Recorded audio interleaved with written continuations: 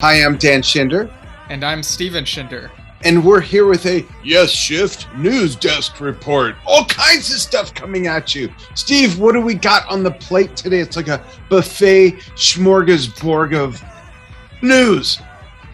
Yeah, so some of the stuff came out pretty much since mid-November. So you and I went on vacation for a bit, and so it's kind of like a catch-up type of thing. We got some stuff related to Yes fan sites, some new stuff that's come out, like Animals Reimagined, and a single by Outlanders that features Trevor Rabin. Some updates on new albums from John Anderson and Oliver Wakeman, respectively. A few different anniversaries and just all sorts of stuff. And I think for once, the feedback will be at the end of the episode, because I think we'll start with acknowledgements of certain people who are no longer with us, either recently or a while ago. But first, just want to mention, people who are really into prog might already know about this. So the Prog Report Awards, people might be familiar with that site. They have like articles and podcasts and whatnot. They do this thing at the end of the year where you can vote for one thing for each category. And so I've listed out the stuff related to Yes and members and whatnot. So we have Yes for artist/band of the year. And again, voting ends December 6th. So, and by the way, this is being recorded. It's funny that I have to look at the date. This is December 4th as we're recording it. Right. So yeah. You might not see this till January, depending on how you follow us. And the vote by date might be moot, but it's still news to report. Yeah, and I already shared the link on our page, and so maybe people have seen it, but just reiterating here. So Yes for artist/band of the year is an option. People can also vote for Downes Braid Association or DBA's Halcyon Hymn. Yeah, hey, let me jump in. I have a question. Okay. And I don't know if you know the answer. And by the way, folks, if you're kind of new to following us, Steve and I do not discuss a lot of this before the show. So you might say, well, hey, Dan's the dad, Steve's the son. They do this show together. Why is either of them asking the other certain things? We don't rehearse the show or anything like that. And a lot of the stuff, well, most of the stuff discussed is 100% organic. So Steve, do you know, how does someone get on the ballot? Is it everything that came out that year? Do people vote it in? Is it approved? How is Yes on the ballot, and how is, little spoiler here, the Quest on the ballot, and so on? Well, I don't know how Prog Report does it. They probably take a look at what have been the releases from major prog rock artists this year. Okay. There might have been a couple of things I was surprised to not see on there, but yeah, just continuing. So for album of the year, there's DBA's Halcyon Hymn. Robbie Steinhardt's Not in Kansas Anymore is also an option. That one featured Patrick Moraz on a song, as we mentioned before.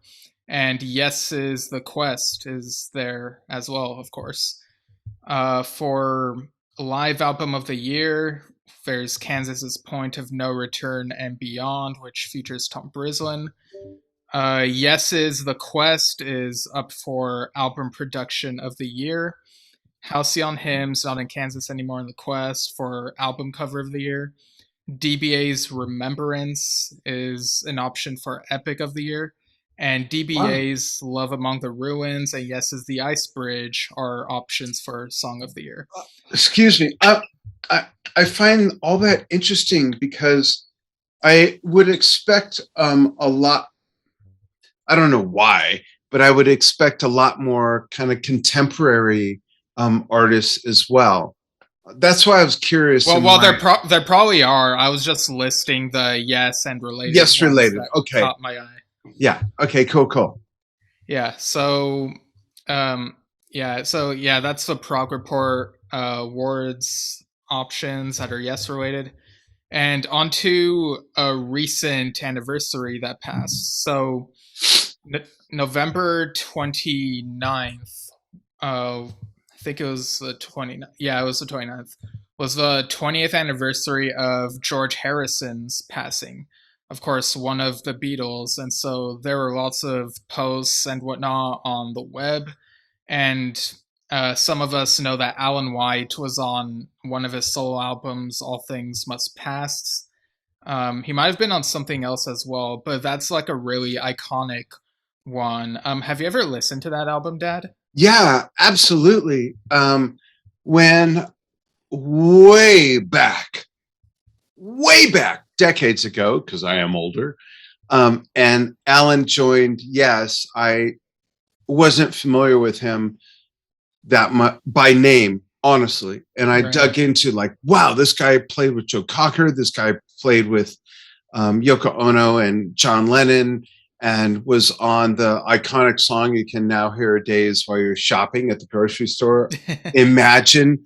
And I want to pause there for a moment. To play on a song like that became basically an anthem for a generation and a culture is like, you have the golden ticket to go do what the F you want. And one of those things was also playing with George Harrison. How many how many people do we know that have played on solo albums or works with Beatles members after the Beatles with more than one Beatle? Not many. Ian Pace, when I interviewed him one of the couple times, talked about playing with George Harrison as well. But Alan White spent a lot of time with John Lennon and Yoko Ono. And that album is actually my favorite work by George Harrison. I think he's my favorite Beatle. Something about him being kind of the John Paul Jones of the Beatles, even though he wasn't the bass player. He was quiet, but he was kind of like, I don't know. Yeah, like my math teacher in high school described him as the intellectual Beatle. Yeah, that's perfect. Yeah, he was professorial in the way he spoke, and I love his voice. It just stands out differently from John and Paul and Ringo's voice. We know Ringo, as the drummer, also did a lot of solo vocals, but something about George, that would be a great biography, something about George. and considering that Alan played on some of those iconic songs, as well as with Jim Keltner, the famous drummer who collaborated with George. So I love that album. It's great. And that's a huge, you could do that and never play in the music business again, and you have a name forever, Yeah, I remember a few years ago when I finally got around to listening to George's solo stuff. I remember preferring his first solo album, Wonderwall Music, over All Things Must Pass, but I listened to the 50th anniversary edition of All Things Must Pass recently, and it really like grew on me a bit more, I think. There's some great stuff on there. Yeah. And I mean, it's very influential on Yes members, the Beatles. And a couple days after George passed 20 years ago, Yes even did a cover of Here Comes the Sun, which people can find on YouTube. Well, audio only, but I'll link it in the description. And you know what? I've never heard that I remember. Often I say that, and Stephen goes, "No, remember I sent you the CD or I played it in the." I don't remember that though. And by the way, that was one of Grandpa's favorite songs. My father, for those of you who don't know, yeah, he loved that. Yeah, it's a good song. I think my earliest memory of it is hearing a cover version on the Parent Trap remake. So yeah, it's gone through, like, I'm sure many, like, countless people have covered it. So but yeah, so that's recent George Harrison related. I can't believe it's been 20 years. Wow. Yeah, it's bizarre, right? Yeah. Time flies. Yeah, Tempest Fugit. Oh. But yeah, like gone but not forgotten, even after all these years, obviously. Definitely, he's one of the handful of artists that in 100 years will absolutely be remembered. Just like decades and decades and decades and decades after Mozart, Beethoven, Brahms, and all of them in their respective genre, they will always be remembered. I really believe that the Beatles, and maybe even Yes, the 80 members in and out of Yes, the 4 members of Led Zeppelin, Queen, and a handful of other bands, their music and legacy will live on, and it wouldn't have if it wasn't for the Beatles making such a mark. And I'm sure when you're let's see, so you're 27, so in 100 years, when you're 127, you'll remember this episode, and when I said that their names will still be synonymous with that cultural movement and rock and roll music. Yeah, definitely. Yeah, it would be wild still being around in 100 years. But anyway, so moving on to other people who've been gone for a while. Yeah, the Yes official Facebook page shared a post from Manticore Records. Yeah, Greg Lake's founded label, right? Yeah, so it includes a message from his widow, Regina Lake. And so basically Manticore Records is being relaunched, and Greg's idea, these are her words, Greg's idea in his own words was to give new talented musicians the chance to be heard when other doors might have been closed to them for being different. And like that's such a nice way to look at it, I think. And it says here the first project will be a definitive collection of Greg Lake's solo catalog, and also a video of Greg singing I Believe in Father Christmas live has premiered on YouTube. So yeah, that one's like a Christmas classic in prog rock, I guess you could say. It is, and I don't want people to think I'm a Scrooge or anything, but I'm not big on Christmas music. I mean, there's no way to position this positively. Well, yeah, there is. It's like, oh, you're just bombarded with it everywhere you go. And I have a couple favorites, but Greg's voice, he's one of my favorite musicians and songwriters and vocalists. His voice is so perfect for that song. And this version that Steve will link in this post is truly just magical. He's perfect for that. And I hope that Regina does carry on that legacy for Greg. The work that he did with, of course, Emerson, Lake and Palmer and beyond is unmatched. We can make the comparisons of how John Wetton sounds so much like Greg Lake. He replaced him in King Crimson, and Greg Lake replaced John Wetton for one gig in Tokyo with Asia, that weird thing. But when all is said and done, no one really sounds just like Greg. And I'm happy to hear that this is going to live on, because he's very just as synonymous with prog rock as any other musician you could name. He really is. So, and this is just a beautiful song. It is. If I could hear one song over and over, it's on Christmas. It's that. And I have a few favorites from the Jethro Tull Christmas album, of course. Right. I actually have kind of a hot take on Christmas music that I thought of recently. So, okay. I feel like if Christmas music was a genre that wasn't just confined to like November, December type of thing, like if it were played like year round, like spread out or whatever, then people wouldn't be complaining about it as much, like, like after Halloween but I think that would, it's like, oh, too much Christmas music, But I think that would make it not Christmas music, regardless of what the words are, the lyrics, the theme. I think a big part of what makes it Christmas music is that it's played in November and December. Hmm. Yeah, if folks chime in on any of the stuff we talk about, we're Yeah, curious to hear like your position on these things. absolutely. It's your show too. Yeah, but speaking of John Wetton, uh, on November 26th, the of the box set Asia, the official live bootlegs volume 1 was I've got to finally order that.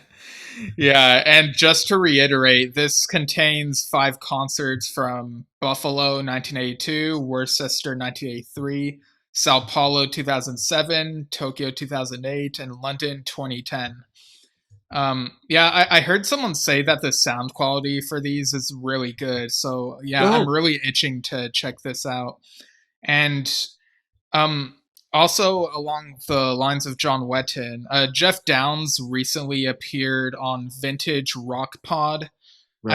I guess the full audio episode isn't out yet, but they put out a little video clip, and he mentioned that there are recordings with John Wetton that he hopes to like have finished and released at some point. Yeah, separate collaborations, right? Outside of Asia. Right, yeah, it's Yeah. outside of Asia. Yeah. Yeah, Which is, so it's kind of weird. It's like, and I'm not criticizing it, I'm just saying it sounds weird to hear that because John, this is a big statement I'm going to make, and some people will say, no way, and I don't care. But John Wetton and Geoff Downes are, in my opinion, to Prog, the equivalent to Jimmy Page and Robert Plant or John Lennon and Paul McCartney.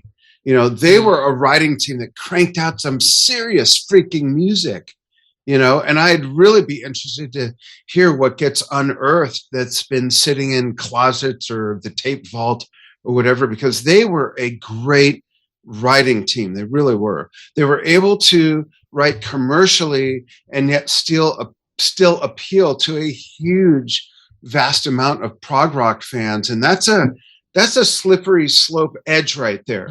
You're either blues or you're metal or you're hard rock or you're prog, but they rode this line that really kind of bridged commercial with prog together, which is I don't know if anyone's done that otherwise, well, other than Yes. and we could say Genesis, when you look at stuff in their latter albums, but their latter albums, they weren't that prog, whereas I think that the stuff right. Wetton and Downes wrote and produced were. So I'm really curious to see what comes out. Yeah, and I mean, regarding material from them outside of Asia, I'm kind of used to that already because they did Icon before the original Asia lineup reunited, and they did a couple more Icon albums after that. So, and are those albums that would have been Asia albums if Asia original were together? I always wonder about that. Like, there's the star writing team of the band.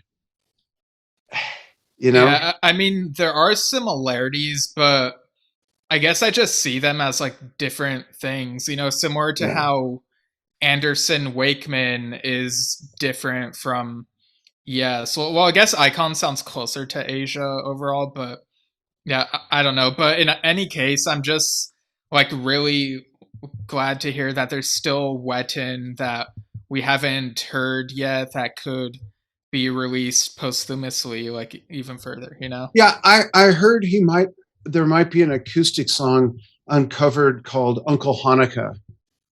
Wait, really? No.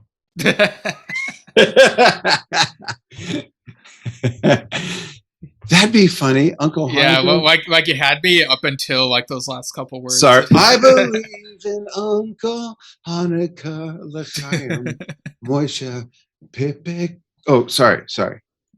Yeah, no, and Uncle Hanukkah would be a cool song if someone makes it. Sounds like what was that song by? It was on South Park, right? I'll filter Uncle Effer. Oh, yeah, that's yeah. Sorry, we'll go back. We'll go back on track here. Yeah, so hoping that we get that at some point in the near future. The Downes and Wetton. Yeah, and good on Geoff Downes for still keeping that flame alight.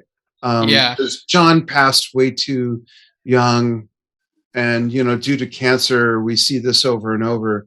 And the question is always there: what if? What if fast forward, John Wetton was still alive and producing music? He was one of those people, and in one of those bands that would only have gotten better and better, I think. Right. Yeah, and going along with Geoff Downes, he also had some words to say about David Longdon, who passed away on November 20th due to Right. a traumatic fall. Singer and multi-instrumentalist. I'm not as familiar with him as with Wetton and Lake, but what about you, Dad? Are you familiar with him? No, same here. I'm not incredibly familiar with him, but he was also another really good musician, and his passing is under kind of really weird, and I was going to say unfortunate circumstances, but all passings are, I think. They're all unfortunate. Yeah, unless you live, way into 90s, being a centurion. So no, I'm sorry, I don't really have a lot to offer on his catalog or anything, but it's great to be noted. Absolutely. Yeah, I know that he sang on. He was on, I think, 2 DBA tracks on. That's right. On their recent album, Halcyon Hymn. The songs are King of the Sunset and Holding the Heavens. And so Downes' words on him are as follows. And this is from a Louder Sound article. Downes says, we are heartbroken to share the news of the passing of our musical collaborator and dear friend, David Longdon. We are fortunate to have wonderful memories of making and performing music with David that will be treasured always, sending love and light to David's family and friends. Mm-hmm. So, yeah.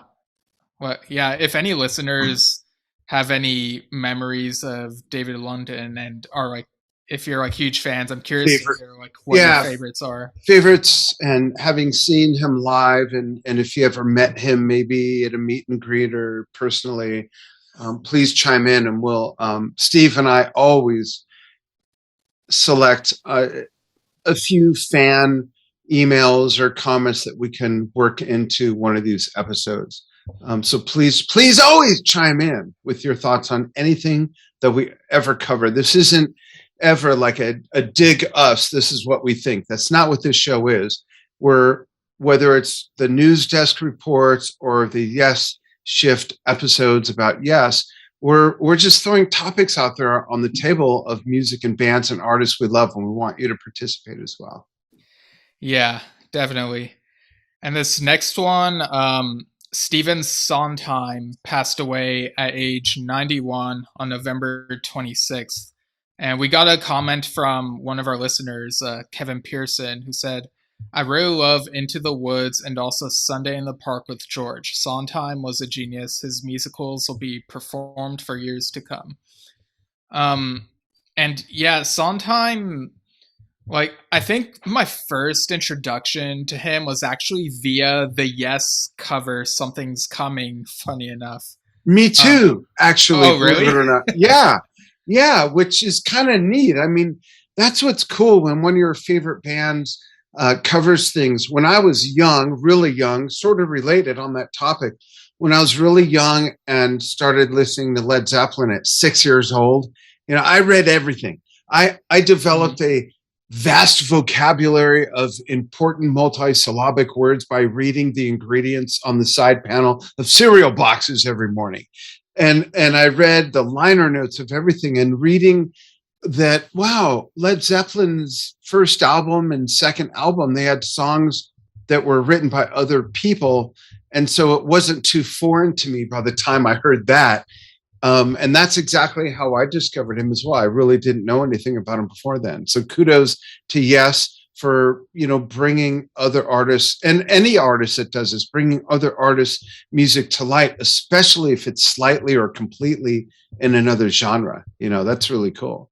Yeah, West Side Story is not necessarily for me, but I've loved Into the Woods and especially Sweeney Todd. That's a favorite. Yeah. That probably got me into I remember when my brother Alex showed me the 2007 Wait, film you have a version. brother, Alex?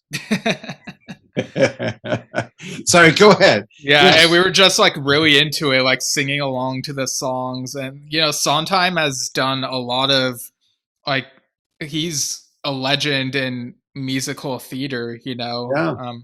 and so How cool is it for someone to pass away, to live to 91 in this century, in this decade, and to have music turned on to two generations, you and I'm much younger than his contemporaries, to be turned on by a band of his younger generation. That whole trickle down thing is really cool. I think it's great that we're even able to talk about this and that we know about him through our favorite band.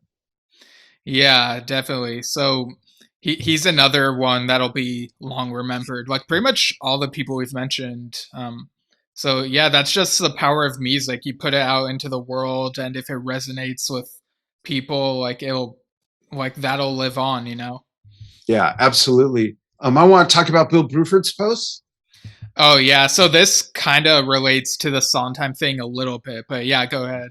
So Bill Bruford, of course, the original drummer of Yes, even though he was only with them for a handful of their first albums, is so iconically relevant to Yes because of his work with everything he did, really, from the first album all the way through Close to the Freaking Edge, which is the benchmark for prog. How does it measure up to Close to the Edge?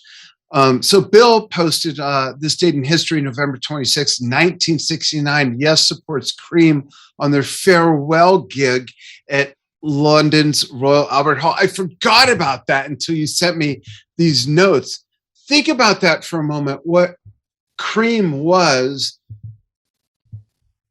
at that point doing a farewell gig. And for a band that was together for such a short period of time, they just put a dinosaur footprint in the mud that no one's really been able to fill, and to be a young, what became prog rock iconic band, to be able to say, hey, we opened for Cream on their farewell tour back in the Jurassic Age or whatever that was.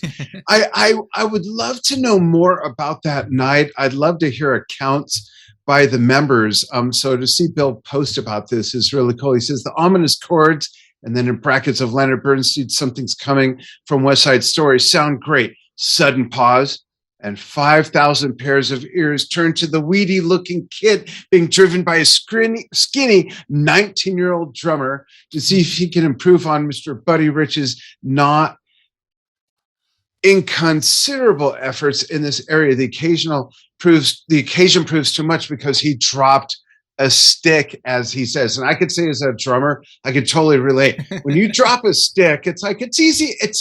You can get good at recovering that. Like, okay, a stick gets loose, you grab another, but the act of the stick dropping, especially if it's during a moment where there's not a lot going on and that stick clatters against the bass drum pedal and against the head and the rim, it's like, ah. And I don't know about other drummers out there that might be watching or listening, but I have this horrible, horrible instinct where if a stick gets loose from me, rather than just saying, fuck it, goodbye, and reach for another, I'm like chasing it and juggling. It's bouncing off 4 other things, and I'm lost down that rabbit hole instead of just paying attention. So I could totally relate to what that must have been like on such an iconic night, which is really funny to me. And as he also adds, on the hardwood floor at a packed Albert Hall is absolutely the loudest sound I shall ever hear. That's in Bill's autobiography on page 46, paragraph 9, sentence 3, in case you're checking. Yeah, the page number at least is correct. Yes. Yeah, I made the rest of it up. Yeah. And the 11/18, well, for those of us in North America that date things that way, otherwise in Europe, it could be month 18, day 11. November 18th, National Post article, the night in a small city, Ontario, that Phil Collins became a frontman. And Bill was there because Bill was the first drummer to tour with Genesis before Chester Thompson's long-ass tenure as the live drummer for and with Phil with Genesis. And Bill did an awesome job. I love playing to, there's this one concert from shortly before Chester joined, and it's a soundboard recording, and I love playing to Cinema Show on that, and it's Bill's drumming, and then Phil joins in. But that's really cool. He cites his early gigs were modeled on Peter Gabriel's singing, till in later days he found his own voice, said Bruford, formerly of King Crimson, of Yes, of course, adding, generally, I think there was an astonishment that Phil had done such a great job replacing Gabriel. And of course, the great part of that story is that he was Genesis' not original drummer, but fourth drummer. A lot of people don't know that Phil Collins was the fourth drummer. And when he got the gig, he answered an ad in Melody Maker. He was hanging out in the swimming pool of Peter Gabriel's mother's house because they were still auditioning, and he got there early, and they said, hey, just go for a swim. So he hung out in the pool and listened to the band rehearsing or auditioning the other drummers. So by the time it was his turn, he freaking nailed it. And when Peter decided to leave after the Lamb Lies Down on Broadway tour, Genesis interviewed dozens and auditioned dozens of singers until they finally said, hey, you've sung our material. Why don't you do it? Like, hello, what is this thing on? It's kind of a funny story how they took the long way around, and look what happened. Decades and decades of music with Phil at the lyric helm, not just the lyric helm, because Mike Rutherford and Tony Banks also wrote lyrics, but the lyrics, the voice, the front man telling stories, entertaining the audience, and jumping up on the drum riser and the instrumental sections of songs. And just a quick side note, because I know Genesis is winding up a tour. If I may, Stephen? Yeah, go ahead. You know, people who are throwing shade at Phil for sitting in a chair and singing from a chair, bless his heart for even giving a fuck, for going on with spinal problems, drop foot, diabetes. He can't hold a drumstick in his left hand as he's left-handed. But yeah, okay, I'll do a Genesis tour. Let me get my son Nick to play drums. And if you don't mind, I'm going to sit in a chair so I can tolerate it the whole time. You know, when people on Drum Talk TV and other platforms criticize someone's setup or their hair or the way they're holding a stick or what they're wearing, I say, who gives a shit? Would a blind person care? When all is said and done, it comes down to the music. And even though Phil can't play drums anymore and do the fantastically amazing drumming he's done with Genesis and with the stuff he did in the 80s for all the big fundraisers, and with Brand X, the killer fusion band, so what? Let the man bring us the music he helped create of generations past and generations present and to come. And they forget that, guess what? Guitarist Steve Hackett sat in a freaking chair for most of the time he was with Genesis. So what? And I love that Bill is acknowledging him in this way, where he's referring to the vocals, and disregardless of the drumming iconicness of Phil, leave it to a drummer to be so on top of it, top of mind, to say, you know, how it was back in the day when Phil first became the singer. I know that's kind of a tangent, going off track a little, but I don't think Phil Collins gets enough recognition as the true musician and drummer he is. The average music fan knows him as the soloist stuff, studio, you know, that and everything, which is absolutely worthy. But let's dig deep into Trick of the Tail, Lamb Lies Down on Broadway, Foxtrot, Supper's Ready, on and on and on and on. The man is a freaking genius, and I love that Bill was there for that transition, you know, and speaking out about it. Yeah, and I'll link the National Post article about that in the. We should slice that out, by the way, and put on Drum Talk TV too. I mean, it's so worthy. I can't say enough about Phil, so I won't. Right. Yeah. And also, the King Crimson YouTube channel posted a video titled Elephant Talk, Stick, Bass, and Vocal Mix. And apparently, this is part of their occasional series, Stormy Monday Selection. And I gave it a listen. It sounds really good. Like, it's been a while since I listened to some of that King Crimson stuff from, like, you know, the stuff that features Bill Bruford, or I guess King Crimson in general. Like, most of it's been a while for me, so it was cool revisiting So after you put yourself in a 5-minute timeout, that. listen to Three of a Perfect Pair live in Tokyo. Their Tokyo, I have it on VHS, but it's on YouTube. And the tour for Three of a Perfect Pair, the concert film they made in Tokyo, is phenomenal. It's, I think, some of the best work by Bill Bruford, Tony Levin, Adrian Belew, and Mr. King Crimson himself. So I saw that tour. I don't know if we've never talked about this. I saw that tour at the Greek Theater in LA, and it started to mist rain and a little more than that, and it was perfect. It's like no one cared. It was just perfect. But Bill's drumming and Adrian's playing an Elephant Talk is amazing on that version. And I love that they're putting this out because Tony Levin, I think, really helped shape in a big way the more contemporary sound of King Crimson, and Peter Gabriel for that matter, another tie in there. You got to check that out after your 5-minute timeout. Yeah, like, come to think of it, I think that may have been the video we watched like a year ago or something, but I'll have to double check. But yeah, I'll have to like go and revisit some of that stuff. And for drummers who are listening, Bill Bruford has a different drum kit for every album and every tour. And this one in particular, he has a couple, and I mean a couple, three. He's got Tama drums, a snare, a bass drum, and a gong drum. And he's got some Simmons drums in their infancy. And he's got some octobons. And it's just like, just this weird, and a rototom, maybe just one. And he uses the octobons and the rototom in place of a ride cymbal, and the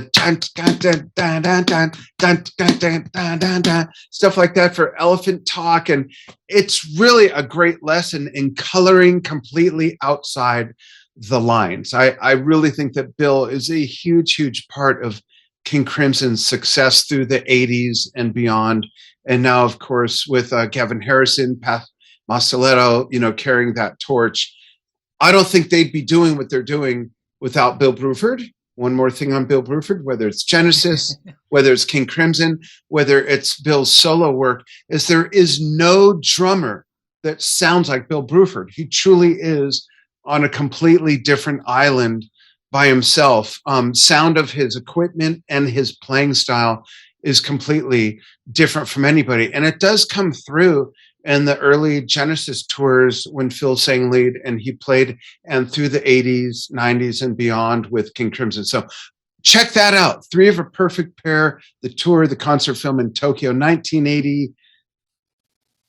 I want to say 2, I think. Maybe 3. Yeah, way back. Somewhere in the 80s. Yeah, early 80s, when the earth was still cooling. Right. But speaking of the early 80s, another big anniversary that recently passed, I mean, we already did like the 50th anniversary Fragile episode. People can listen to that. But we also passed the 40th anniversary of the compilation album Classic Yes. Was that that was their first, right? Yesterday's was their first. Yeah, I guess Yesterday's is it. Yeah. Yeah, so I actually have a bit more to say about Classic Yes than I thought I would, but do you remember what it was like when that album came out? No, honestly. Okay. and I'll tell you why. So when did it come out? What year? 40 years 1981. So several months after Yes officially broke up. And the year I graduated high school. There, I just gave away my age. And I did graduate on time, so you can truly figure it out. I'll be 60 in a year. Wow. But I was not into compilations. And I'm kind of still not because, well, nowadays compilations include a lot more than what was released on previous albums. And granted, that did as well.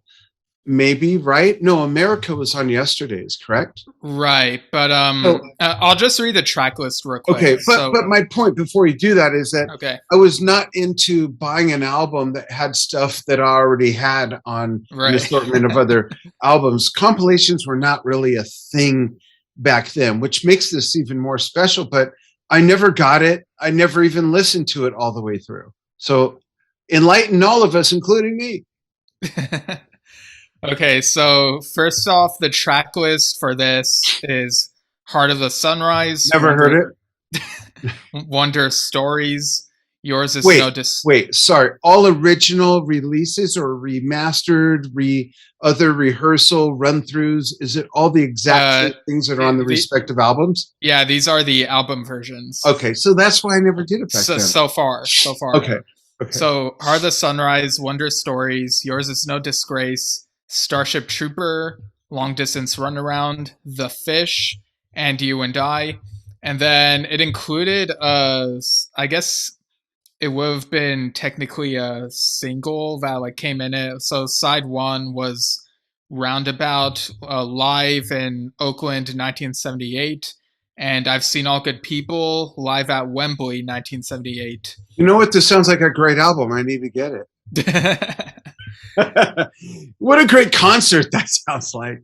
Yeah, so I'm kind of I'm with you along the lines of compilation albums. Like in an age, well, in the decades since then, we've had box sets like Yes Years that have had like bonus stuff at Right. rarities And stuff Jimmy Page has put out with unreleased stuff or reworked stuff or rehearsals. That to me, that's different than just and in a compiling yes stuff well. that's on other albums already and putting it out, you know?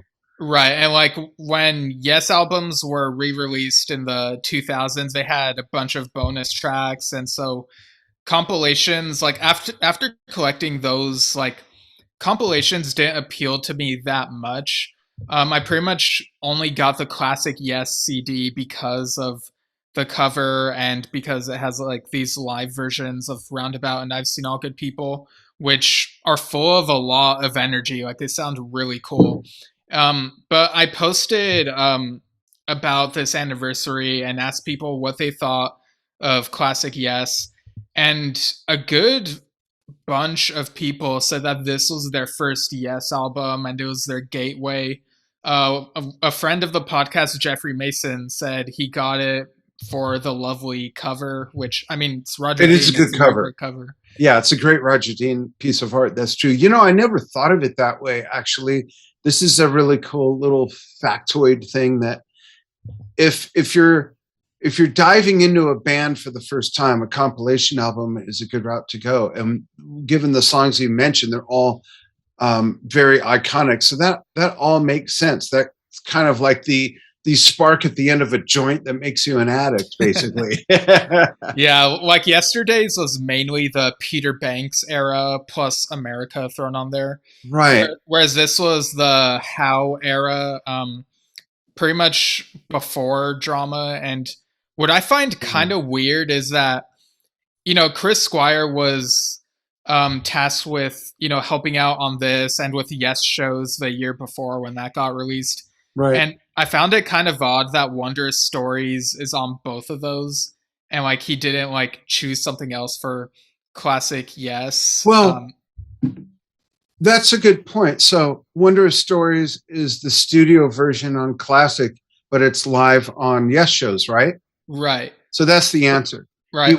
But what's interesting is that it's the only track that repeats on both of those albums. That's an awesome trivia question. Yeah. And like this was something I didn't really notice until someone put it out recently, is that Yes shows has no tracks repeated from Yes songs. So it was like kind of a different type of tracking, you know? Wow, yeah. I like that too. So, interesting. So, folks, chime in. Compilation or abomination? What do you think? Do you like compilations? And if so, what's your favorite Yes compilation? Because I think there's like 18 now. Right, or 19. But yeah, since Squire was like put in charge of this, or at least helping a bit with this, I guess he had to put the Fish on there, and because the Fish is on there, you have to have long distance run around on there. Like stuff like that I find kind of funny. It's like when that In a Word Yes box set that Steve Howe helped with came out in 2002, and he just needed to have Clap on there, like his solo piece. It's kind of weird to me, but it is, yeah. Like, because you're in that position, you get that automatic go, Yeah, and some people online were also saying that they liked getting it for the live versions of Roundabout and I've Seen All Good People, and you can, well, when you listen to these, you can hear how much fun they're having. It's one of those versions of All Good People where John names off everyone as like Mr. Richard Wakeman, that from probably the Tormato tour. Yeah, I love that. Actually, probably my only version of that song that I like.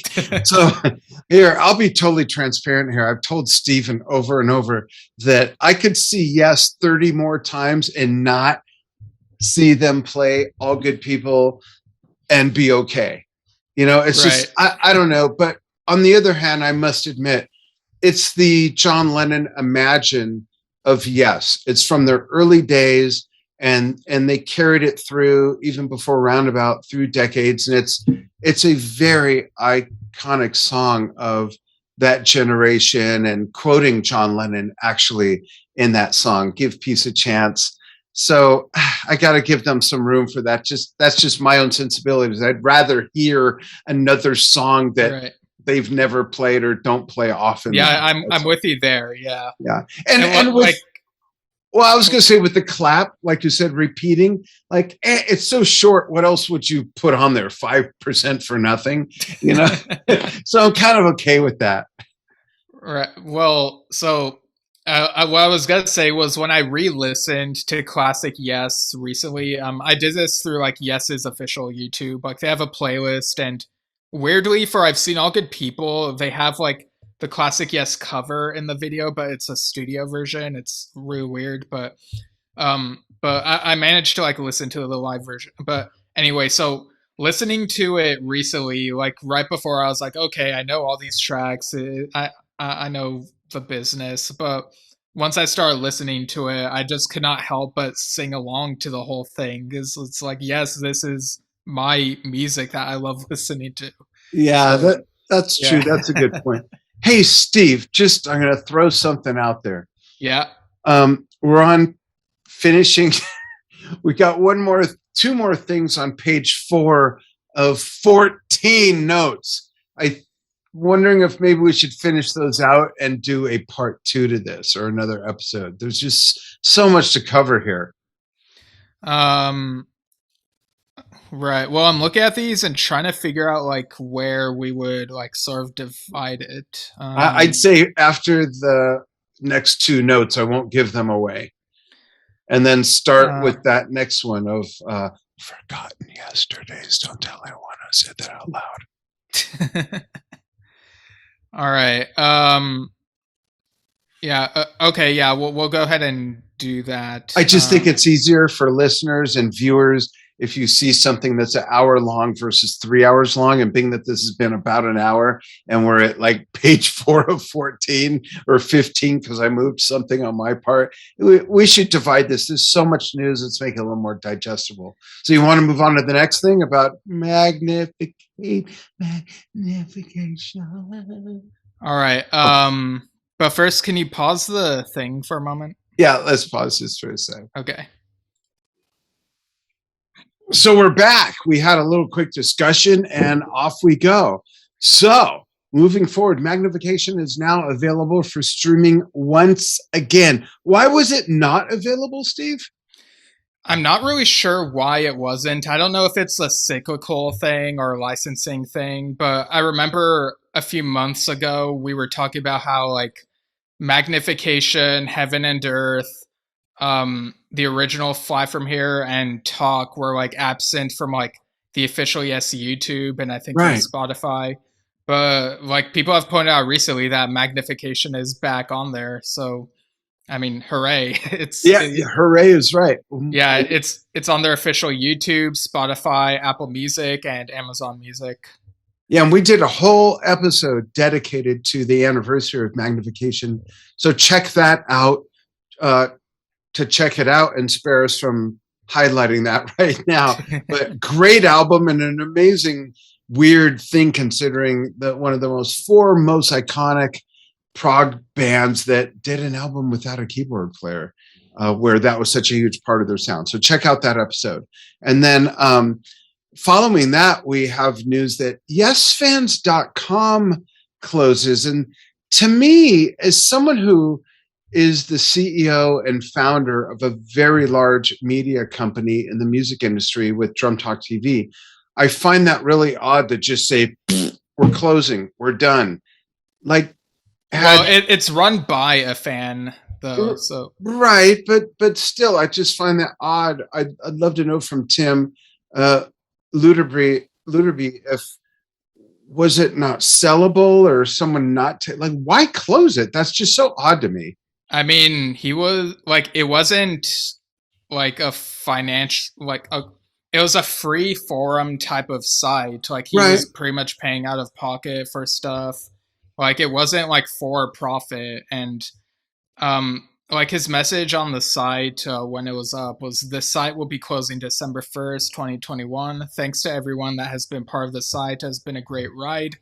And before it closed, I saw that he had like there was a thread where he had considered closing it like 3 years ago because of like, you know, fandom being kind of like, you know, what it is, and like Facebook like pretty much being like where all of that is going to now. Like, so I guess like he held out a bit longer than that, and then you know, I mean, a 20-year run, I mean, that's admirable. It's great. Yeah, he maybe just had an effort moment. Yeah, or a baby, or adopted a puppy like we did, and now like our time is all jumbled. Right. Like I don't want to put words into his mouth, but I mean, it was his website, it was his decision, and I respect it. Right. And you know, I'm sure lots of people like had lots of memories on the site, but like Facebook is where everything seems to be now for the most part. And like from my perspective, like I never used the site that much because for me the forum format just never appealed to me visually. Right. And yeah, but I mean, it's cool that people were able to have discussions on there when they were civil and whatnot. Yeah, I think the most notable thing that was on there probably was Eddie Jobson's post about why he like left Yes. You know, during that brief like post 901. Why he left a band he was never in. Right. Well, like so. Like if people want to like find that type of stuff, I guess they'd have to use the Wayback Machine now. But but an abridged version of that post actually appears in this book, Yes in the 1980s. Thankfully, your new book, yeah. Yeah, and I actually like saved like what the thread was like in full, but in case I ever want to look back to refer to stuff. But you should post it on our page. Maybe. But yeah, so Yes in the 1980s contains the main parts of that post that's like essential. So yeah, like there are like some sources at sites where it's like, oh yeah, I remember reading that or listening to that or watching How that. Neat. I actually finished reading it last night. I was gonna say listening to it, but no. In your head. Yeah, and yeah, I have lots to say about it. Well, if you read it, maybe we can do an episode about it. It probably wouldn't be until the new year, given like scheduling and whatnot. But Yeah, Yeah.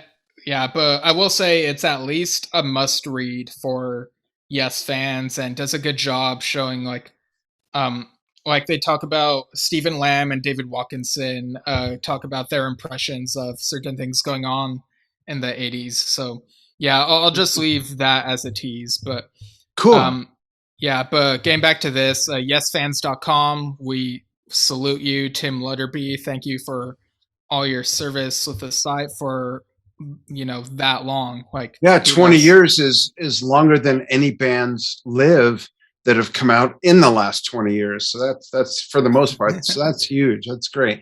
Great resource, which reminds me a little bit of Notes from the Edge, which, by the way, I might as well just say it now. We Right. will be having Mike Tiano from Notes from the Edge on our show. So watch for that. That's coming out real soon. Yeah, that'll be cool. But speaking of Yes fan sites, Forgotten Yesterdays got an update which was announced on November 18th. Right. So the site got like a visual update, but also hosts Remy Menting's Songs of the Earth archive of live and rare studio Yes performances. Um, and apparently the mobile version of the site is revamped as well. And there's an Easter egg, a secret link to the original 1996 website in all its Web Cool. 1.0 glory. That's Yeah. interesting. I remember what websites looked like back then. That was just a couple years after you were born, and they had a 25-year run so far. So that's great. Yeah, and Steven Sullivan, who runs the site, he was part of this video that came out earlier this week, which was a Yes, That Is cover. So I'll just read what the description says.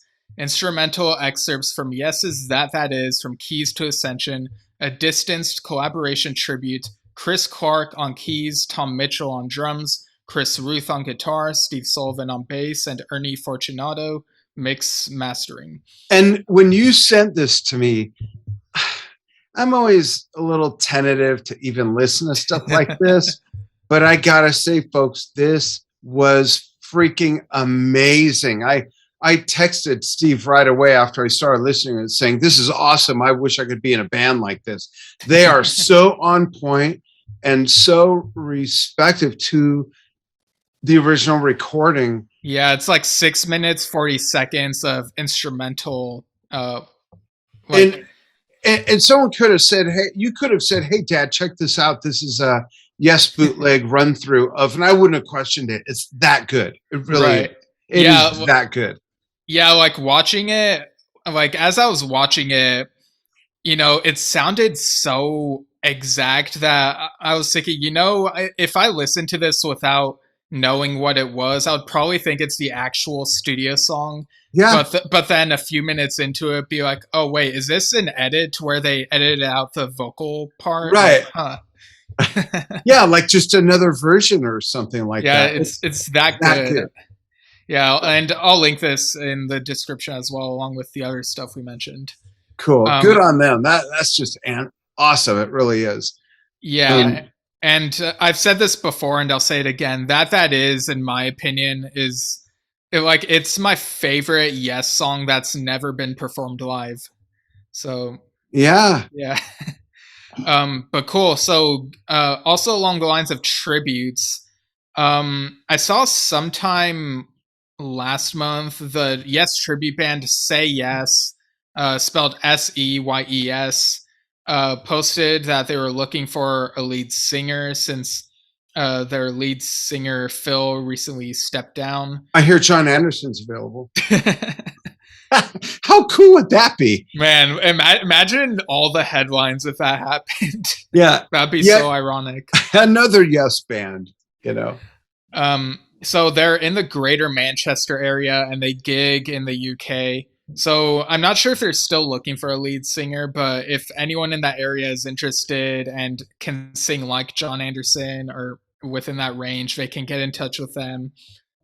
Say Yes Facebook page or sayyes.co.uk, and again, I'll link these in the description. And their email, by the way, is emailsayyes@gmail.com. That's the email spelled out. What? Is it actually? Oh, yeah, I see it. Yeah. Yeah, it's emailseyes at gmail.com. Okay. Yeah. emailsayyes@gmail.com.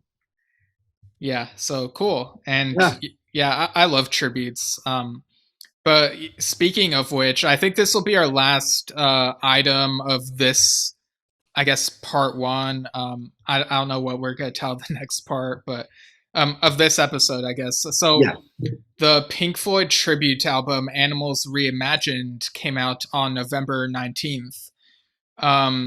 So again, as a refresher, it has like an all-star lineup, but as far as Yes-related people go, it includes Patrick Moraz on Pigs, 3 different ones, Rick Wakeman on Sheep, and John Davison and Billy Sherwood on what's titled Pigs on a Wing 2, but the words are actually the words for Pigs on a Wing 1. It's really weird, but yeah, one of our someone on Facebook, Alex, pointed this out to me, and I was like, "Oh yeah, you're right. It's really weird."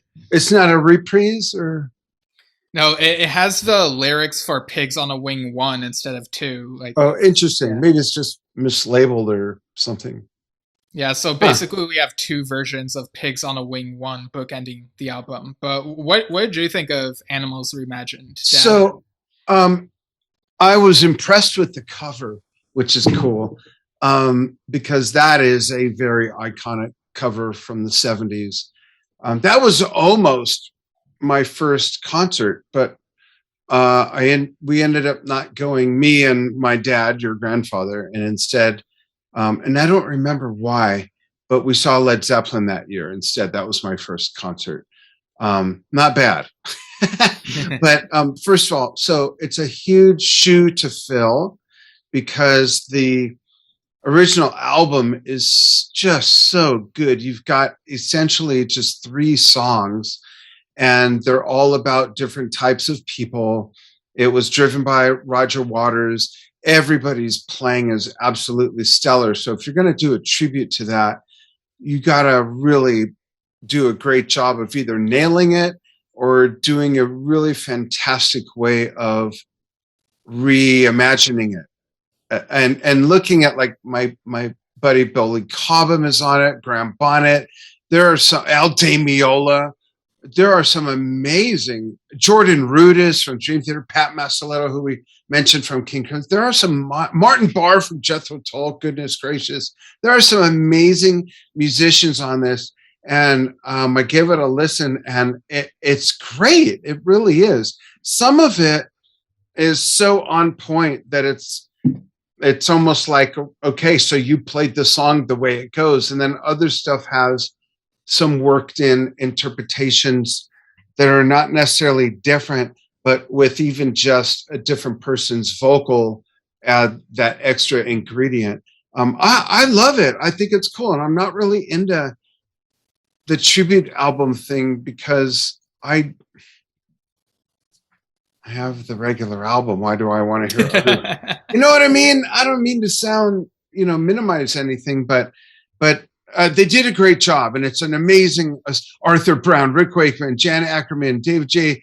Yeah, I mean, you've got Carmine Appice, our friend from not just Cactus and Villanelle Fudge, but he wrote a couple of Rod Stewart's big hits. He's played with pretty much it goes on, and Blue Murder, on and on and on and on. It's a very stellar lineup of people that cover 4 decades of awesome music. That alone is a good reason to get it, just to see what the fuck did these people do when they got together to do this, What did you think? Yeah, much of the music sounded, because I feel like I haven't listened to Animals as much as you have, and not as often as Dark Side of the Moon or The Wall, but the music sounded very close. I think the vocals are where it sounds more clearly different to me. Yeah.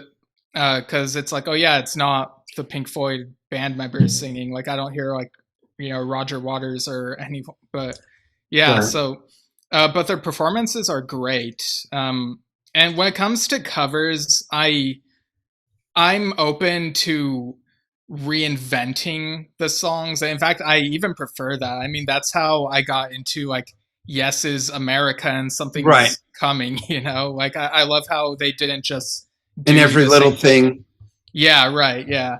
So, yeah, and like overall the production is really good. It Oh yeah. sounds great.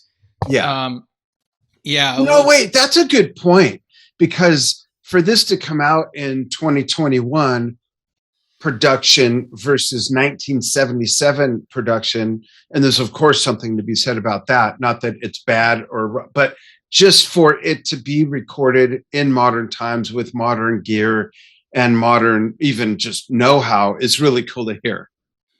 yeah, definitely. So, do you have any more thoughts on that album before we close out? I'd I think that would be a neat album to see on a tour by Mm-hmm.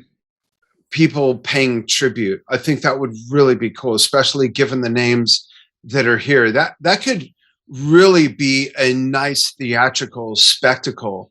The album is on its own, the theme is on its own, and then to have it performed by an array of such musicians and maybe even have Nick, David, and Roger appear here and there would be like, whoa, and I only say that because the level of musicians and their status here, or is it stat I, if we're talking about all of them, again, I'm looking at the list: Al Damiola, Billy Cobham, Patrick Moraz, Rick Wakeman, Carmine Appice. It's like, seriously, how the do you get all those people on one album to do any one album?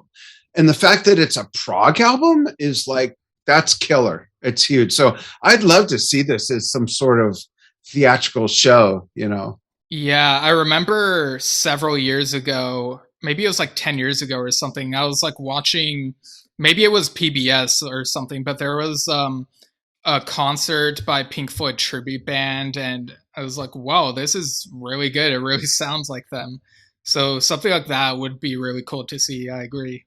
Yeah. Was that Australian Pink Floyd by any chance? You Do you know know? what? I think it was. Yeah, they're great. They played in Las Vegas when we lived there, and it was after I met Durga McBroom, who sings with Pink Floyd, and her sister was performing in that. And for some reason, we couldn't go. We were out of town or something, and I felt bad that I missed that because I heard nothing but great stuff, and then checked them out on YouTube and went, "Whoa!" So that makes sense that it would be them. Yeah. What a Right. great name too, like a franchise. There's Australian Pink Floyd.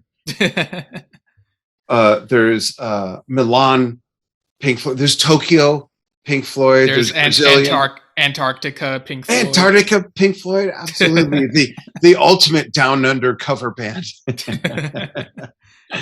Cool. Right. Yeah, folks, if you haven't heard that, check it out, and please chime in on everything we've talked about, from the passing of George Harrison and Alan White's work with him, to Compilation versus Abomination, to Animals Reimagined, and anything else we covered. We always want you to be part of this, whether it's emailing us so that we can read your emails, or whether it's commenting on posts and whatnot. Do you want to read just a couple of the fan inputs, and then we'll save the rest for the next episode? Is that cool? Okay, so I don't want to exclude them completely, but just for the right. sake of length, we're going to cut it. Yeah, we have a short email from someone and a longer email from someone. So, should I read the short one first and save the next one for next episode? Yeah, let's do that. Okay. So this one is from Jeff Williams. The subject headline is Rick's intended solo for Fragile. And he linked the Wikipedia article for Six Wives of Henry VIII. And he says, Bill, Chris, Steve, and Ray Cooper all played on this song. Catherine of Aragon was originally titled Handle with Care. Fragile can mean handle with care, he says in parentheses.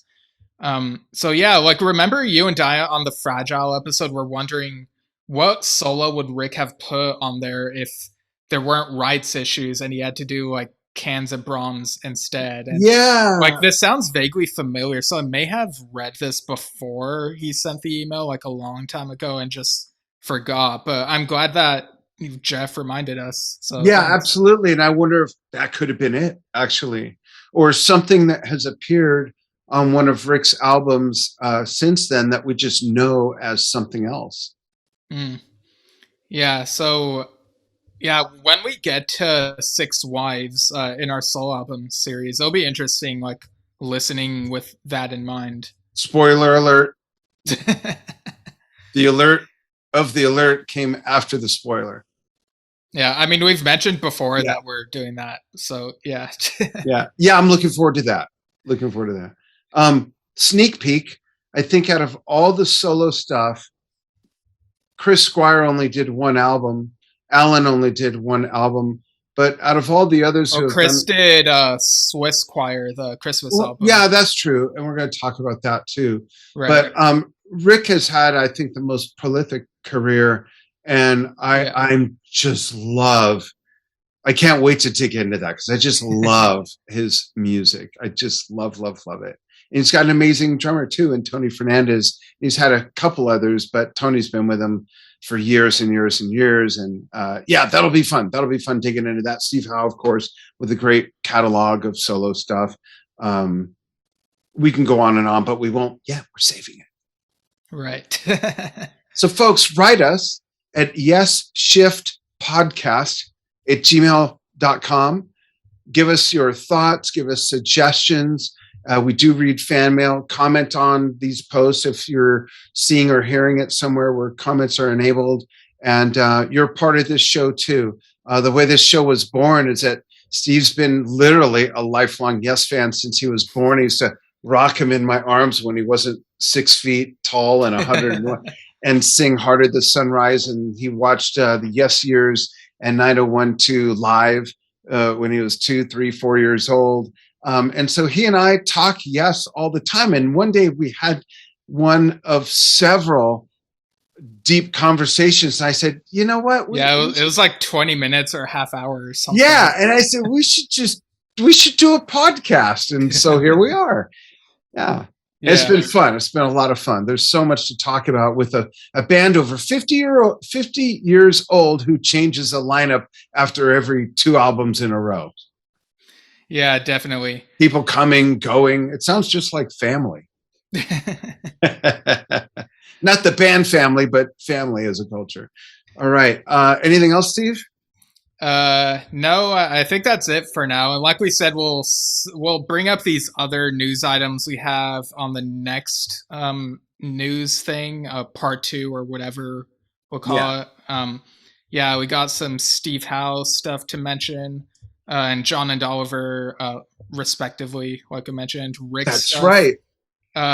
Trevor Horn news. Yeah, and Tom Brislin got a mention on a list, and there's that Outlander single that has Trevor Rabin on it. Right, which wasn't what I expected. I'm eager to talk about that. John Lodge has the Royal Affair, and After has been... We got all kinds of news. There's just so much stuff, and I got to give Steve all the credit for that. He mines all this stuff.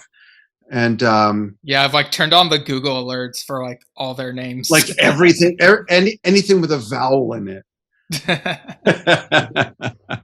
Cool. So we'll see you all soon. Thanks for following what we do. We look forward to hearing from you. If you're listening to this towards the end of the year while it's, freshly out, happy holidays, be safe, be kind, be loving, and thanks for being a part of what we do. Yeah, and you can email us at yesshiftpodcast@gmail.com and find the podcast at anchor.fm/yesshift, where you can see all the other podcast platforms we are on. And looking forward to doing more of these and hearing from you listeners. And those of you who still hang on to Facebook by your fingernails, it's facebook.com/yesshift. We'll see you soon. Thanks. See ya.